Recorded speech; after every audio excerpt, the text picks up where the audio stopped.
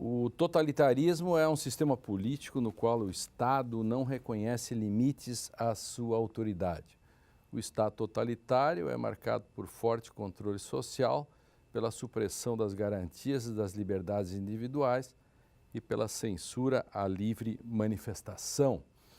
A literatura é rica em obras que repercutem e discutem a realidade de modelos políticos totalitários, dentre as quais é possível citar clássicos como Fahrenheit 451, 1984, de Orwell, Admirável Mundo Novo e Revolução dos Bichos, para falar apenas de alguns.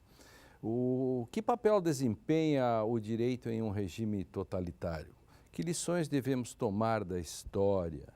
E como a literatura nos ajuda a entender o assunto? Essas e outras questões serão debatidas no programa de hoje, que trata do tema totalitarismo. Fique com a gente, porque o Direito e Literatura está começando agora.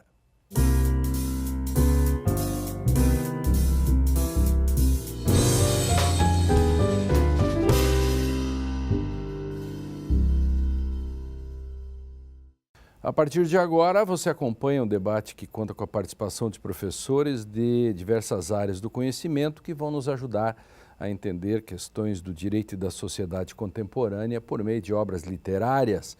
O Direito e Literatura, que começa agora, tem o apoio do Programa de Pós-Graduação em Direito da Unicinos e da Rede Brasileira de Direito e Literatura. E hoje vamos debater o tema totalitarismo. Para isso, recebemos no estúdio Heloísa Capovilla, professora de História da Unicinos, José Luiz Bolzan de Moraes, professor de Direito da Unicinos, e nosso convidado especial de hoje, Anderson Teixeira, que é professor da Unicinos. Sejam bem-vindos. E eu vi um livro muito bonito na mão do Bolzan e vou começar com ele. Pois é, eu trouxe esse livro do Art Spiegelman, que é Maus, né? Na verdade, é um livro em quadrinhos, né? O Spiegelman é um jornalista e quadrinista, né? E ele relata, na realidade, aqui nesse texto, a história da família dele, de fato, uma conversa com o pai, já idoso, migrado nos Estados Unidos. Ele relata a história da Segunda Guerra Mundial, na realidade, ou seja, um pouco, não só da Segunda Guerra Mundial, mas relata, vamos dizer assim, a questão judaica na Segunda Guerra Mundial. Desde o início do pai, casamento do pai, são judeus poloneses, né, o início do processo do nazismo, a perseguição aos judeus, os pais ambos vão presos, né, durante a guerra, acabam em Auschwitz, ao final sobrevivem ambos, né,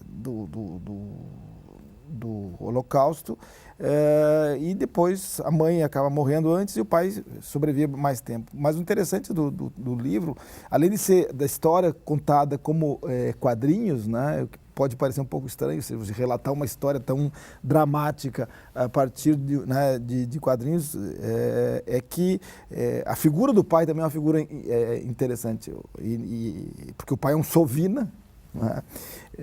E ele consegue sobreviver à guerra, na realidade, um pouco jogando com essas estratégias ao longo do tempo, e ao final acaba se encontrando, né? Volta à Polônia e acaba se encontrando com a mãe, né? Ou seja, o Wladek, que é o pai, e a Anja, que é a mãe do Spiegelman, né? Então, e ele faz reconta, na realidade, tudo aquilo que aconteceu, do processo de perseguição, o esconderijo deles, a forma como eles buscavam a sobrevivência durante o período. Quando termina a guerra, eles estão perdidos, na realidade, eles vagam perdidos pela Polônia até chegar de volta nos seus lugares de origem. E também é interessante que os personagens, na realidade, não são o Wladek, não são pessoas, são bichos. Ah, sim, é isso. Então, os judeus são ratos, os alemães nazistas são gatos, né? Os poloneses são porcos e os americanos são cães. Então, isso é uma simbologia que ele utiliza até para traçar um pouco o perfil da época, né? E a história. Mostra um pouquinho do livro por dentro. E na realidade são todos quadrinhos preto e branco. Né? E ganhou o Pulitzer. Ganhou o Pulitzer, esse livro. Na realidade, o autor ganhou o Pulitzer com esse trabalho, né? E é interessante também como repercute, né? Porque há uma passagem, fora todas as passagens tradicionais do período nazista, já ao final, né? nas entrevistas, o pai já doente, já nos Estados Unidos, eles vão numa viagem e ele encontra uma pessoa na estrada, um homem negro na estrada e dão carona para esse homem. E o pai reage a isso, chamando, como você vai dar carona para um negro? E o filho fica assim, logo você que passou por tudo que passou, né, tendo esse tipo de reação.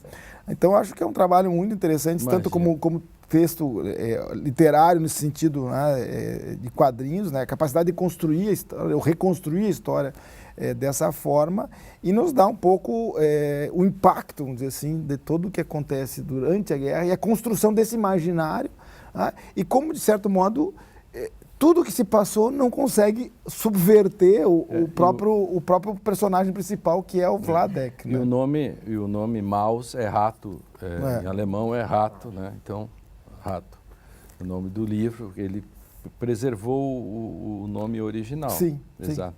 Heloísa. Bem, eu revisitei Inácio de Loyola Brandão, Não Verás País Nenhum, que é um livro de 1981, é um romance, ele é classificado como romance também. Também o Inácio de Loyola tem formação jornalística também, né? E ele escreve, claro, dentro de um período ainda da ditadura militar. Ele não traça a questão, por exemplo, clássica que nós diríamos que tu tens quando tu fala da Alemanha nazista na Segunda Guerra, porque, digamos assim, é o clássico do totalitarismo, se tu tem que pensar, a primeira palavra que te vem é nazismo, né? Mas ele mostra como os elementos formadores do totalitarismo estariam presentes neste romance desta família, que ele escolhe um casal, especialmente um professor de história, que era professor de história antes do processo, digamos, de fechamento político do Brasil, né, da década de 70, 80 acontecer.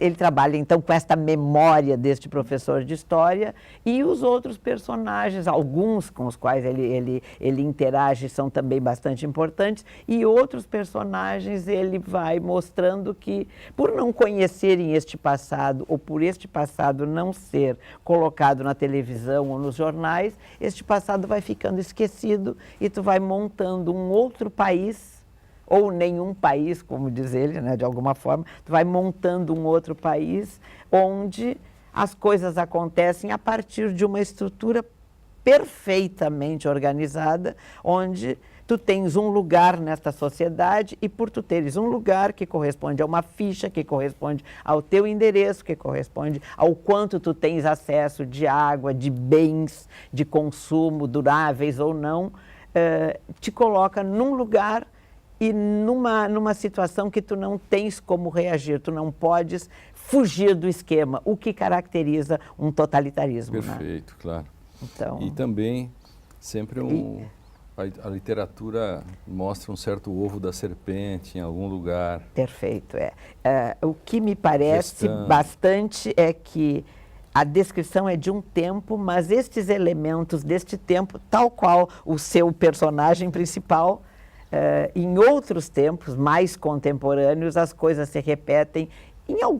De alguma forma também, alguns resquícios desse totalitarismo têm aparecido também na continuidade dos últimos 30 anos também, né?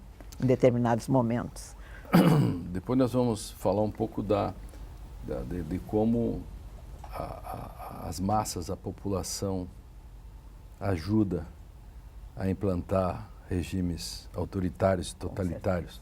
Anderson. Eu trouxe aqui um autor que se chama Vladimir Mayakovsky. Mayakovsky nasceu no final do século XIX, a vida toda dele foi na Rússia e o período de maturidade dele é aquele período que pega o início do regime soviético, a época em que ele produz suas obras entre 1925 e 1935. E Mayakovsky acaba de fato se constituindo um referencial crítico endógeno do próprio sistema. E um texto que é um texto exemplar é o Percevejo. O Percevejo é um texto que foi traduzido no Brasil pela a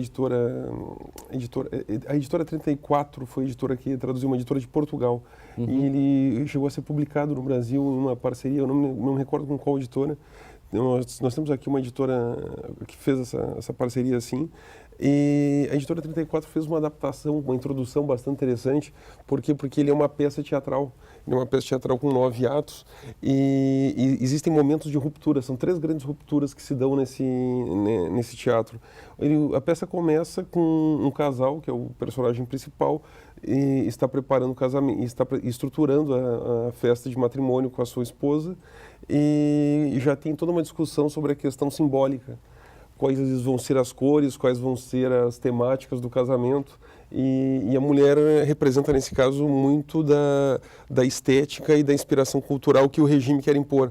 A mulher quer casar de vermelho, por exemplo, porque era a cor oficial do regime. E ela incorpora isso e ela quer tudo isso na festa. Aí há uma transição direto para a festa. A festa se dá um pouco fora do tradicional, é uma festa mais ao gosto dele. E aí já criam-se algumas pequenas crises e do nada surge um desastre, um incêndio, todos morrem. Também já tem uma mensagem dita aí, havendo a ruptura, a consequência lógica é a morte de todos. Ele renasce 50 anos depois, em 1979, o livro foi publicado em 29, o marido renasce vivo em 1979, congelado. São feitas algumas experiências com ele, ele foi encontrado exatamente no mesmo lugar onde havia sido queimado. E os cientistas do regime, esse regime que teria evoluído, alcançado o máximo possível que o regime poderia tentar buscar, os cientistas querem ressuscitar ele para ver o que seria esse espécime dessa época antiga, que é a nossa Gênese. E aí há uma terceira ruptura, que é a passagem dele agora preso, já descongelado, já contextualizado na sua época, questionando as estruturas internas. E esses são os aspectos muito próprios que a gente pode comentar aqui nos próximos blocos. Continuando a contestar. Já, mesmo 50 anos depois, ele vai levando essa crítica e ele exacerba essa crítica, porque na realidade aqueles traços que na época dele eram um casamento com aquela característica, era uma rua que tinha essa ou aquela outra característica. Eram pequenas... traços só. Pequenos traços, agora tem todo um projeto de mundo, uma ideia, um cenário geográfico, uma estética, uma ideia de bem que é imposta e a pessoa simplesmente deve aceitar isso. E o fim é um fim bastante peculiar. Ele questiona tanto e a solução que o regime dá ou o matem ou coloquem uma mordaça na boca dele. E ele pressupõe que termina o livro com uma mordaça. Porque o autor tem essa característica. E como ele não assume uma postura direta de oposição explícita, ele deixa mensagens subliminares. E a mordaça é como ele opta por encerrar. Claro. Ele permanece preso, porém com uma mordaça. Existem outros textos do Mayakovsky, por isso eu peguei esse como um texto exemplificativo. Não, mas pegou bem. Mais ou menos ali do próprio final do 84, do Orwell, né? Ou seja, a dúvida, né? 2 mais 2, quando é... na realidade, você tem que transcender... Quantos dedos você está vendo?